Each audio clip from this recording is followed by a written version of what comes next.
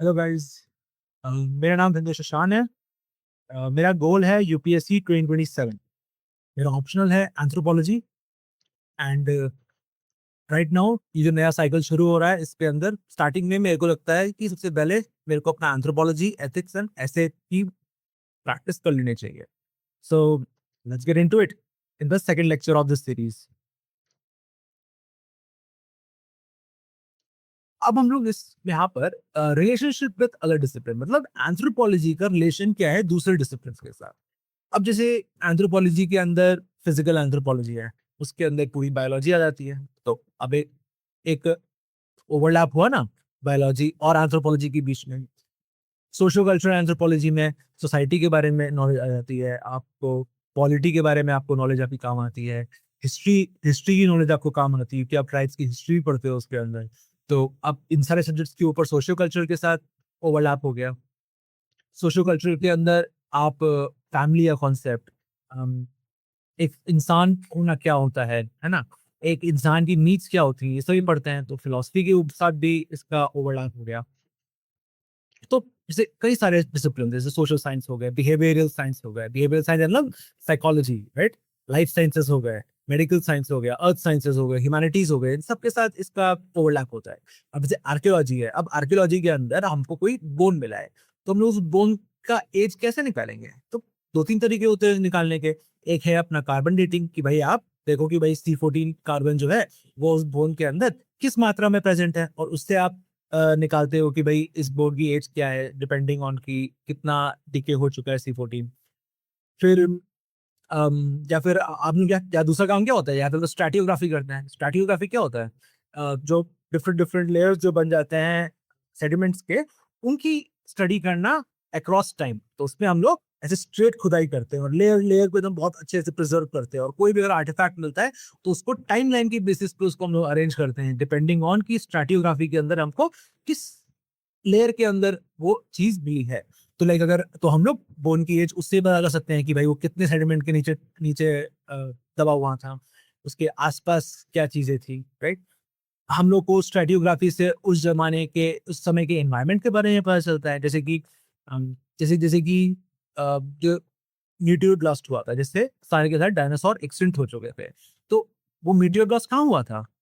Gulf of Mexico, right? Gulf of Mexico जो इतना बड़ा सा जो गोल सा तुमको दिखता है क्रेटर टाइप की चीज, वो क्यों है इतना इतना बड़ा क्रेटर? क्योंकि इतना बड़ा जाके वहां पे वो मीटियोर गिरा था, इसलिए वहां पे इतना बड़ा क्रेटर बन गया और वहां पर इतना बड़ा ओशन बन गया है। फिर ओशन तो नहीं, सी बन गया गल्फ ऑफ मेक्सिको, जिसको हम लोग कहते हैं Gulf of America according to Trump. तो बट तो फिर अब हम लोगों को कैसे पता कि ये मीटियोर कब गिरा था? तो ये हम लोगों को पता चलता है स्ट्रैटियोग्राफी से, क्योंकि उस समय जब मीटियोर गिरा था उस टाइम पे हम लोग को काफी सारा एश डिपॉजिट्स दिखता है, हमको काफी सारा डेब्री दिखता है जो बहुत दूर दूर से उड़ के आया था, और ये ऑल अक्रॉस वर्ल्ड होता है क्योंकि ये जो मीटियोर गिरा था इसका इरप्शन, इसका जो इम्पैक्ट था वो इतना स्ट्रांग था कि इसने एक तरीके से पूरे अर्थ के ऊपर एक ग्लोबल विंटर टाइप टाइप का आ गया था कि क्लाउड डस्ट एकदम कंडीशन हो गए थे पूरे एटमॉस्फेयर, सनलाइट नीचे आ ही नहीं पा रही थी, ठंडा हो गया था एकदम इलाका। That also contributed to extension of dinosaur. सारे डायनासोर सीधे मेटेरियल इम्पैक्ट से नहीं मर गए थे। तो हमको स्ट्रैटियोग्राफी से चीज पता चली, तो हम लोग क्या कर सकते हैं, जिस स्ट्रैटियोग्राफी जिस लेयर पे हम लोग को वो बोन मिली है, हम उस लेयर को स्टडी कर सकते हैं उस समय के एनवायरमेंट को समझने के लिए। तो अब ये अर्थ साइंसेस के साथ भी इसका काम आ गया। आर्कियोलॉजी आर्कियोलॉजी के जियोग्राफी भी इसके अंदर आ गई, जियोग्राफी के साथ भी ओवरलैप है एंथ्रोपोलॉजी का। तो अब हम एक चीज देख सकते हैं कि एंथ्रोपोलॉजी अपने अपने में एक डिसिप्लिन है। It is a subject about study of about humans, but at the same time इसके अंदर हमने जो बाकी सब्जेक्ट्स जो हमारे हैं, जो हम ह्यूमंस लोगों ने बनाए हैं अपने लिए, उन सब्जेक्ट्स का भी नॉलेज का काम आता है। अब देखो anthro has a vast paradigm so that no discipline can be studied or compared with anthropology in its totality, है ना? मतलब एंथ्रोपोलॉजी का बहुत वास्ट पैराडाइम है, काफी वास्ट उसका सेक्शन उसका काफी वास्ट है। वो पूरी तरीके से किसी सब्जेक्ट के अंदर नहीं आ सकता है, लाइक कोई पूरी तरह से आप इसको ज्योग्राफी भी नहीं बोल सकते। जैसे देखो हम तो इसको ये भी डिफाइन नहीं कर सकते कि भाई ये साइंस है या सोशल साइंस है। लास्ट लास्ट में देखा था ना हमने कि भाई मेलानोस्की ने क्या कहा था कि एंथ्रोपोलॉजी सोशल साइंस भी है, at the same time physical science भी है। हम लोग इसको अलग-अलग नहीं पढ़ सकते। आरसी ब्राउन ने तो बस उसको बेलेनाउस्की से रिजेक्ट करने के लिए उसको नेचुरल साइंस बोल दिया था, but I am pretty sure RC brown भी ये बात समझता था। As there are four major aspects of anthropology, so other disciplines can be compared with any dimension of anthropology, like biological science, medical science, right? ये सब अपने physical anthropology से compare हो जाएंगे, can be compared with physical anthropology. Social science can be compared with socio-cultural anthropology. Earth sciences can be compared with archaeological anthropology. Comparison is done on the basis of differences and similarities. ठीक है, comparison जो हम लोग करते हैं in different different disciplines के बीच में, हम लोग उसको कैसे करते हैं कि भाई क्या differences है और क्या similarities है. Of course, है ना, अगर आपको किसी दो चीजों के बारे में रिलेशन देखना है, तो आप उनकी सिमिलरिटीज देखो, उनकी डिफरेंसेस देखो, तो आपको एक काफी अच्छा आइडिया लग जाएगा कि क्या इनका रिलेशन है दोनों के बीच में. तो पहले हम लोग करते हैं कंपैरिजन एंथ्रोपोलॉजी एंड हिस्ट्री के बीच में. History is account of time period of which written records are available and their language has been deciphered. जैसे मतलब हम लोग हिस्ट्री में ऐसा पढ़ेंगे कि हिस्ट्री के अंदर तीन तरह की हम लोग हिस्ट्री पढ़ते हैं, प्री हिस्ट्री, प्रोटो हिस्ट्री और हिस्ट्री. अब इन तीनों में डिफरेंस क्या होता है? प्री हिस्ट्री में हमारे पास केवल आर्कियोलॉजिकल एविडेंसेस होते हैं उस समय के बारे में कोई भी तरह की इंफॉर्मेशन जानने के लिए. फोटो हिस्ट्री में हमारे पास आर्कियोलॉजिकल एविडेंसेस तो होते ही होते हैं, बट उसके साथ साथ हमारे पास लिटरेरी एविडेंस भी होता है. बट एक इशू होता है कि हमको लिटरेरी एविडेंस को रीड करना ही नहीं आता है, तो इसीलिए हमारी इंडियन हिस्ट्री के अकॉर्डिंग इंडस वाली सिविलाइजेशन प्रोटो हिस्ट्री के अंदर आती है. और फिर हिस्ट्री होती है. अब हिस्ट्री के अंदर हमारे पास तीन सोर्सेज होते हैं उस जमाने के बारे में जानने के. आर्कियोलॉजिकल सोर्सेज तो होते ही होते हैं, लिटरेरी सोर्सेज भी होते हैं, बट लिटरेरी सोर्सेज ऐसे होते हैं जो हम लोग पढ़ सकते हैं, एंड फॉरेन अकाउंट्स भी होते हैं. कोई फॉरेन ट्रैवलर आया होता है, उसने अपनी डायरी में कुछ लिखा होता है उस समय इंडिया को विजिट करते वक्त, तो हम लोग उसकी डायरी को पढ़ते हैं और उससे हमको पता चलता है कि अच्छा, इंडिया के बारे में बाहर के लोग आके ऐसे देखते थे, तो कोई थर्ड पर्सन पर्सपेक्टिव मिलता है. तो ये तीन चीजें बहुत इंपॉर्टेंट है. मतलब ये चीज होती है. तो इसीलिए हिस्ट्री में क्या लिखा है ऊपर? History is account of time period of which written records are available, है ना, लिखे हुए रिकॉर्ड्स अवेलेबल, लिटरेरी सोर्सेज हैं, and their language has been deciphered, है ना, आप उनकी लैंग्वेज पढ़ भी सकते हैं.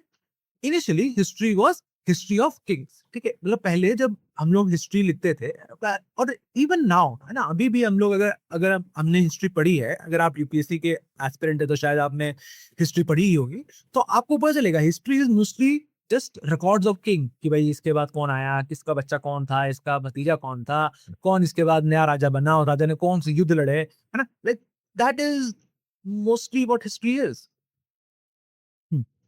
बट क्या वो पूरी हिस्ट्री है? This is not. ठीक है, king is a very important position. King से ही पता चलता है कि उसकी पूरी कंट्री का क्या स्टांस था उस टाइम पे, but that is just politics. Actual history तो वहां के जो लोग हैं, जो उस समय के रहने वाले लोग थे, उनकी लाइफ कैसी थी, वो लोग कैसे जीते थे, वो एक्चुअल हिस्ट्री है. एंड वो चीजें हम लोग को हिस्टोरिकली बहुत बहुत रेयरली ही कभी कभी पता चलती है, और मोस्टली हमको पता चलती है आर्कियोलॉजिकल सोर्सेज से ही, क्योंकि लिटरेरी सोर्सेज में मोस्टली किंग्स एंड उनके वॉर्स एंड उन सब चीजों के बारे में लिखा जाता है, या उनकी पॉलिसीज के बारे में. Right, initially history was history of Kings, emperors, उनका लाइफस्टाइल कैसा था, है ना, कि वो लाइक कौन से टॉयलेट पे हफ्ते थे, and victories and defeats. History was completely political. Now history involves with social, cultural, economic. Right, अब हिस्ट्री क्या है? अब हिस्ट्री बदल चुकी है. अब हिस्ट्री के अंदर हम लोग सोसाइटी के बारे में स्टडी करते हैं. अब जैसे अब जो हम लोग हिस्ट्री लिखते हैं, जैसे पहले क्या था कि हिस्ट्री वो सब्जेक्ट जो केवल रॉयल फैमिलीज वाले बच्चे ही पढ़ते थे. जैसे हमारे इंडिया में तो खासकर हमारे इंडिया में पहले धर्मशाला वाला सिस्टम था कि जब राजा का बच्चा कुछ एज का होता था, तो फिर वो अपना महल छोड़ के जाता था, धर्मशाला में रहता था. वहां पर कोई गुरु होते थे, वो उनको वेदा सिखाते थे, उनको रामायण महाभारत सिखाते थे, उनको एक इंसान कैसे बनना है वो बनना सिखाते थे, उनको वॉरिंग स्किल्स सीखते थे, लाइक क्षत्रिय वाले धर्मशाला के अंदर. वो लोग एरोज कैसे चलाते हैं, फाइट कैसे करते हैं, अर्थशास्त्र वो लोग पढ़ते थे, जिससे उनको एक कूटनीति कूटनीति ये सब चीजों के बारे में उनको नॉलेज पता चले. चाणक्य सीधे सीखे वो लोग. तो इससे इससे क्या होता था कि हिस्ट्री वाज अ सब्जेक्ट जो स्पेसिफिकली ओनली राजा या फिर इवन या जो upper part of the society थी, केवल उन्हीं के बच्चे उस चीजों को पढ़ाई करते थे.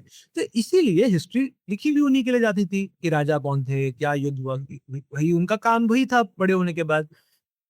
बट अब हम लोग ये बात समझ चुके हैं कि हिस्ट्री का ज़्यादा मतलब है। हिस्ट्री एक ऐसी चीज़ है जिससे हम लोग सीख ले सकते हैं, जिससे हम लोग आज हमको क्या करना है, उसके बारे में हमको एक पर्सपेक्टिव गेन हो सकता है। तो इसीलिए हमको क्या करना चाहिए कि हिस्ट्री हम लोग को हर चीज़ की लिखनी चाहिए। जितनी ज़्यादा एक्सटेंसिव हिस्ट्री होगी, जितना ज़्यादा हमारे पास डिटेल में नॉलेज होगी, जितना ज़्यादा हम लोग को एक कॉमन आदमी की क्या लाइफ है उसके बारे में पता होगा, उतना ज़्यादा हमारे पास क्लैरिटी होगी कि अ, अगर कोई एक बहुत बड़ा कोई इवेंट होता है आज की दुनिया में, तो अगर हमको उस समय रहने वाले एक आम आदमी की लाइफ पता होगी, तो हम लोग को पता हो हम लोग को एक काफ़ी क्लियर आइडिया लग जाएगा कि अगर ये चीज़ हुई है तो क्यों हुई है। अब let's take an example. Let's take Iran, right? Iran के अगेंस्ट में अभी यूएस उनके ऊपर बॉम्ब्स गिरा रहा है, right? Iran and like historically भी you see like Iran has always been in the centre of fights, wars, because इसकी लोकेशन इज़ वेरी सैड, ये तो से। इंडिया में हमारा क्या था कि we were always protected, right? हमारे पास पूरे हिमालयाज़ पे like Khyber pass was the only place जहाँ से ऑलमोस्ट सारे foreign invaders except for the British जो सी से नहीं आए, वो लोग आए थे फॉरेन इन्वेडर्स इंडिया के अंदर। तो बट मोस्टली बाकी पूरा एरिया हमारा हिमालय से प्रोटेक्टेड था, तो ऑब्वियसली इंडिया के अंदर उस तरफ से एटलीस्ट फॉरेन इन्वेडर्स नहीं है। बट ईरान तो क्या ऐसे बीच का इलाका है, राइट? पूरा खुला खुला इलाका है, इसके बीच में पहाड़ है, बट ऐसे उसके बॉर्डर्स को प्रोटेक्ट करने के लिए कोई पहाड़ वहां नहीं है। तो इसीलिए जब लाइक गेंगिस खान के समय में he came and he burned down many cities and like Ottomans के साथ वॉर चलता रहता था। सेंट्रल अगर हमने जब मेडिवल हिस्ट्री पढ़ेंगे तो हमको पता चलेगा बाबर के साथ कितनी बार लड़े थे ये पर्शियन, बाबर के साथ, बाबर के अगेंस्ट, ये सब चलता रहता था ईरान में। There has always been wars, there always been pain, misery, there has always been that. और आज भी तुम देखोगे कि yes they have found a bumper ticket कि उनको क्या मिल गया, तेल मिल गया उनको। Oil is one of the most important resources of the 20th century, even arguably of the 21st century till now. But uh, hopefully by 2050s, renewable sources will become major source of energy other than fossil fuels. तो but at least 20th century सबसे important source oil ही था। तो इसलिए Iran should have become prosperous, Iran should have become like Saudi Arabia, UAE, Dubai की हमको जो prosperity देखते हैं वैसा हो जाना चाहिए था, बट वैसा नहीं हुआ। ऐसा नहीं कि वो प्रॉस्परस नहीं हुआ। लाइक अगर तुम तेहरान की लाइक जैसे जो Tehran on the Google maps या गूगल पे देखना, तो यू विल सी कि इट्स अ प्रीटी प्रॉस्परस है, अच्छा अच्छा शहर है तेहरान, एंड बाकी जगह भी अच्छी है, राइट? बट वहां पर जो गवर्नमेंट है that is dictatorial and they are anti American because of the coup. Past में कू कराया था अमेरिकन पे to get a government that is for the like pro American government in Iran. But फिर उसके against भी कोई जाता है, उसको हटा देते हैं, फिर एक एंटी अमेरिकन गवर्नमेंट आ जाती है, वो खमीनी गवर्नमेंट ही होती है, and that government stuck till now, right? तो हम्म, तो अब हम लोगों को हिस्ट्री पता है ईरान की, तो इसलिए हम लोग जान सकते हैं कि आज जो इतना स्टेबिलिटी है मिडल ईस्ट वाले इलाके में या इन इलाकों में, वो क्यों है? अब in contrast anthropology to a large extent emphasizes on simple societies. अब देखो हिस्ट्री में हम लोग कंट्रीज के बारे में, पूरे ह्यूमैनिटी एज अ होल वो हम लोग लेके चलते हैं, बट एंथ्रोपोलॉजी में हम लोग वो चीज नहीं करते हैं। एंथ्रोपोलॉजी के अंदर हम लोग मोस्टली सिंपल सोसाइटीज के बारे में पढ़ते हैं। क्यों? अब अगर तुम जाओ जाके तुमको कोई बोले कि जाओ जाके मुंबई जैसा शहर है, इसकी एथनोग्राफिक स्टडी करके आओ। अब एथनोग्राफिक स्टडी क्या होती है? देखो एथनो मतलब उनकी एथनिसिटी, एथनिसिटी मतलब वो किस जगह पे हिस्टोरिकली रहते थे। आजकल क्या है कि मोस्ट जो अर्बन शहर हैं, specially after independence and post industrialization, खासकर आफ्टर एलपीजी रिफॉर्म्स, जो लोग हैं they are migrants, right? Most of the people are migrants, specially like अगर आप बैंगलोर या शहर में जाओगे तो वहां पर most of the people are migrants from different different places. So अब एक शहर में जाके you will not find one ethnicity के लोग, right? You will find a mixture of all of that. और अब क्या है कि अब इतने अलग अलग तरह के लोग एक ही जगह पे रहते हैं, तो उससे क्या होता है कि उनके बीच में इंटर मैरिजेस भी होती हैं। तो अब अगर आप अब अगर चाहो कि आप एक एथनोग्राफिक स्टडी करो एक शहर का, तो it's very very difficult and it's almost impossible, और आपको उसके कुछ प्रॉपर रिजल्ट भी नहीं मिलेगा। तो एज एन एंथ्रोपोलॉजिस्ट तो अब क्या करो, छोड़ दो, नहीं नहीं पढ़ेंगे हम लोग सोसाइटी को, पढ़ना है भाई, वही काम है एंथ्रोपोलॉजी का। तो हम लोग क्या करते हैं, we study simple societies. Simple society यानी छोटी सोसाइटी जैसे ट्राइबल्स होते हैं, right? Tribals who live in Madhya Pradesh, right? The tribal belt. वहाँ पर जो ट्राइबल्स रहते हैं उनकी क्या होती है कि एक तो their population is small, right? एक गाँव के अंदर maybe 1000 member are living, और उनका उनके जो कल्चर है, उनका जो जीने का तरीका है, राइट? वो भी सिमिलर सिमिलर होगा। And there is a very high chance कि most of the people living in that tribe, they will be of the same ethnicity. तो उनकी हिस्ट्री भी सेम होगी। तो ऐसे सोसाइटी के बारे में स्टडी करना इज़ मच ईज़ियर, एंड आपको इससे काफ़ी गेन भी मिलती है। You get to get have a better understanding of how society as a unit functions. हुँ, हुँ। अब प्रॉब्लम एक चीज होती है कि सिंपल सोसाइटीज में they mostly have an oral culture, right? Oral transition होते हैं उनके हिस्ट्री का। So we can not know ever know for sure कि यही चीज हुई थी पास्ट में, right? Because most of their history is oral, so most of it becomes mythological. Reality में बेस बहुत चीजें कमी होती हैं। अब देखो, history is divided into ancient, medieval, modern, right? Where we start to study history from past, continue up to the present. Well, while in anthropology we study the present and try to keep into the past, peek into the past of the society. देखो, ये काफी interesting difference है history और anthropology के। History जब हम लोग पढ़ना शुरू करते हैं तो हम लोग यूजुअली शुरू करते हैं अपने एकदम स्टोन एज से शुरू करते हैं हम लोग हिस्ट्री पढ़ना, कि स्टार्टिंग में इंसान बंदर था, फिर बंदर से वो लाइक जमीन पे आया, फिर उससे वो इवॉल्व हुआ स्टोन एज से ना, भीमबेटका केस के बारे में पढ़ते हैं। फिर धीरे धीरे हम लोग मेहरगढ़ के बारे में पढ़ते हैं, that was predecessor to Indus valley civilization. फिर हम लोग इंडस वैली पे आते हैं, फिर हम लोग उसका फॉल देखते हैं, फिर हम लोग ऋग्वेदिक पीरियड में आ जाते हैं, फिर ऋग्वेदिक के बाद हम लोग वैदिक पीरियड में आ जाते हैं, वैदिक पीरियड के बाद हम लोग लेटर एंशिएंट पीरियड में आ जाता है ना, फिर वो संगम एज आ जाता है 300 बीसी से 300 एडी तक। फिर फर्स्ट सेंचुरी कनिष्क हम लोग सब पढ़ने लग जाते हैं। फिर 7th सेंचुरी तक हम लोग एंशिएंट का एंड मानते हैं, जब Harsha Harsha was the last great Hindu king. फिर उसके बाद प्री मेडिवल शुरू हो जाता है, चोलास के बारे में हम लोग पढ़ते हैं, राइट? राजा चोला, राजेंद्र चोला, थांजावुर। फिर उसके बाद हम लोग मेडिवल हिस्ट्री में आ जाते हैं ना, सल्तनत का इन्वेजन शुरू हो जाता है, कुतुबुद्दीन ऐबक आ गया, फिर उसके बाद मुगल इन्वेजन, और फिर उसके बाद मॉडर्न में आ जाते हैं 1707 में औरंगजेब की डेथ के बाद। तो अ, तो हिस्ट्री को हम लोग स्टार्टिंग से इन द पास्ट से शुरू करते हैं और प्रेजेंट तक पढ़ते हैं। बट एंथ्रोपोलॉजी में हम लोग उल्टा करते हैं, क्योंकि एंथ्रोपोलॉजी में हम जब ये सिंपल सोसाइटीज को पढ़ रहे हैं जिनका प्रॉब्ली उनके पास कोई रिटन कल्चर भी नहीं है उनका, right? It's mostly just oral culture. तो हम लोग क्या करते हैं कि हम उनकी कल्चर को पढ़ते हैं, हम उनके ट्रेडिशंस को पढ़ते हैं, वो लोग जीते कैसे हैं सोसाइटी के अंदर, हम उस चीज को पढ़ते हैं। और उससे हम लोग गेस करते हैं, उससे हम लोग पिक करने की कोशिश करते हैं कि इनका पास्ट कैसा रहा होगा, वो लोग वहां से कैसे इवॉल्व होके आज जिस कंडीशन में है उस कंडीशन में वो लोग आए हैं। In other words, history is upside down anthropology, right? Anthropology में हम लोग प्रेजेंट से पास्ट में पिक करते हैं, और हिस्ट्री में हम लोग पास्ट से प्रेजेंट में आते हैं, है ना? And vice versa, anthropology is upside down history, है ना? एंथ्रोपोलॉजी और हिस्ट्री के बीच में थोड़ा बेसिक डिफरेंस देख लेते हैं हम लोग। Anthropology study of associated with the past, present and future, right? हम लोग एंथ्रोपोलॉजी में हम लोग केवल प्रेजेंट में आकर रुक नहीं जाते हैं, हम लोग फ्यूचर भी देखते हैं कि अच्छा, इस सोसाइटी के अंदर अगर ये प्रॉब्लम्स है तो हम इनको कैसे सॉल्व कर सकते हैं, राइट? जो फिजिकल एंथ्रोपोलॉजी है उसके अंदर हम लोग एक काफी इंपॉर्टेंट चीज देखेंगे, जिसमें हम लोग ये सीखेंगे कि कैसे हम लोग डिटेक्ट कर सकते हैं कि कोई एक जेनेटिक डिजीज जो है वो पास डाउन होने के कितने चांसेस है एक फैमिली के अंदर। तो उसके हिसाब से anthropologist can give an advice to the person कि आपको how what is the smart way to do breeding. तो हम लोग केवल पास्ट नहीं पढ़ रहे हैं, हम लोग केवल प्रेजेंट तक नहीं आ रहे हैं, हम लोग फ्यूचर भी देख रहे हैं, जबकि हिस्ट्री में हम लोग केवल पास्ट देखते हैं। एंथ्रोपोलॉजी में study is biological, cultural, evolution of man, right? Anthropology में हम लोग दोनों तरह के एवोल्यूशन को देख रहे हैं, हम लोग इंसान के evolution as a biological feature और इंसान का evolution as a social feature, दोनों का हम लोग देखते हैं। बट हिस्ट्री में हम लोग बायोलॉजिकल नहीं देखते हैं, केवल कल्चरल एवोल्यूशन देखते हैं। अब सिमिलैरिटीज क्या है हिस्ट्री और एंथ्रोपोलॉजी में? सिंपल सी बात है, हिस्ट्री भी इंसानी कहानी बताता है, एंथ्रोपोलॉजी भी इंसानी कहानी बताता है, राइट? तो ये बात बहुत सिमिलर चीज है।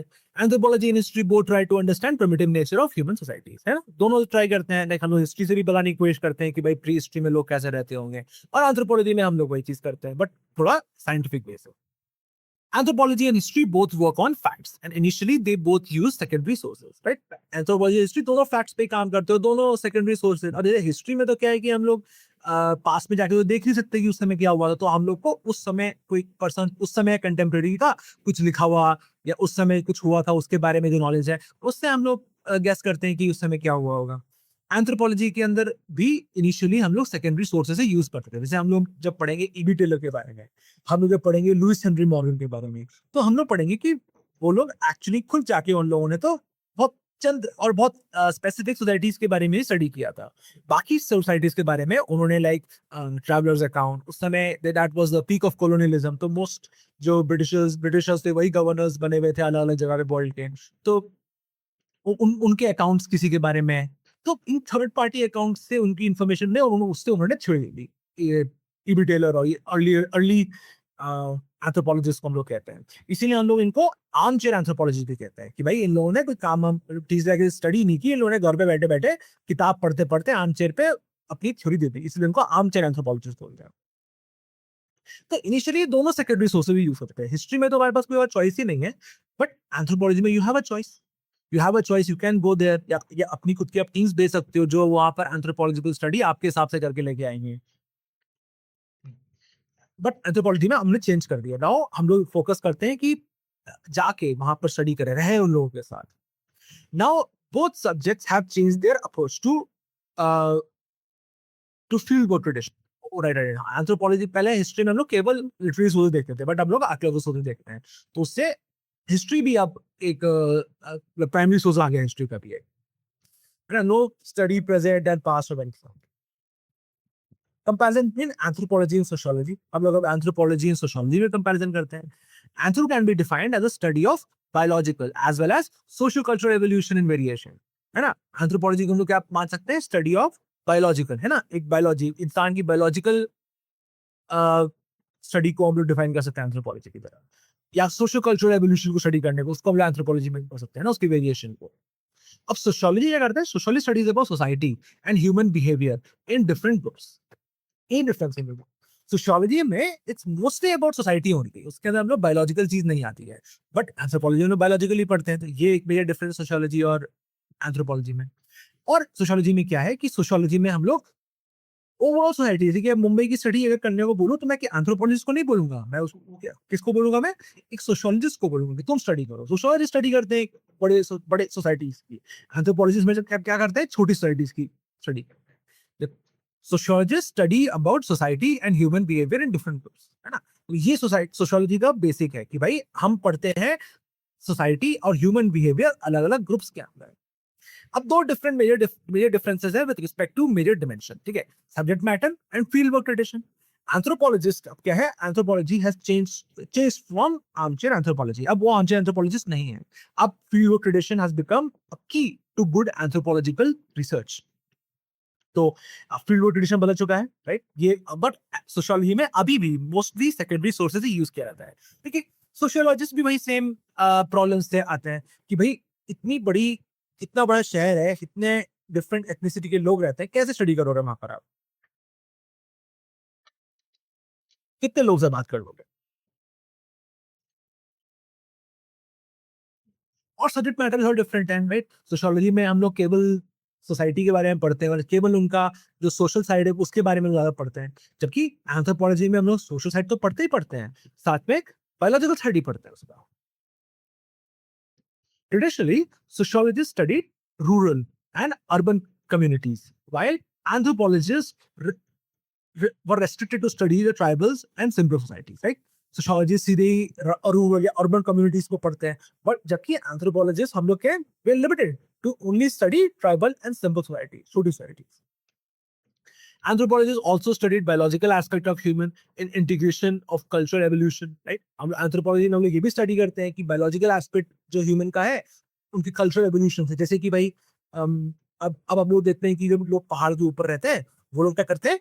वो लोग अ, ऐसे बड़ा बड़ा कपड़ा पहनते हैं, ऐसे पूरा कवर कर लेते हैं अपने, राइट? क्यों?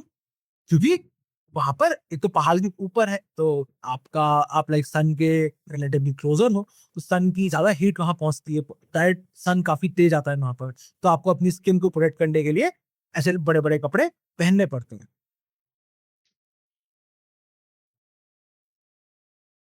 तो अब हमने क्या किया, उनका कल्चरल एवोल्यूशन है, राइट? ये उनका कल्चर है कि वो बड़े-बड़े कपड़े पूरा ऐसे स्किन कवर करने वाले ऐसे पोंचो टाइप के बड़े-बड़े कपड़े पहनते हैं पहाड़ी लोग। बट चूँकि हमको पता है कि बायोलॉजिकल क्या नीड है उस इंसान की, इसलिए हमने उस कल्चर का एक बायोलॉजिकल रीज़न निकाल दिया।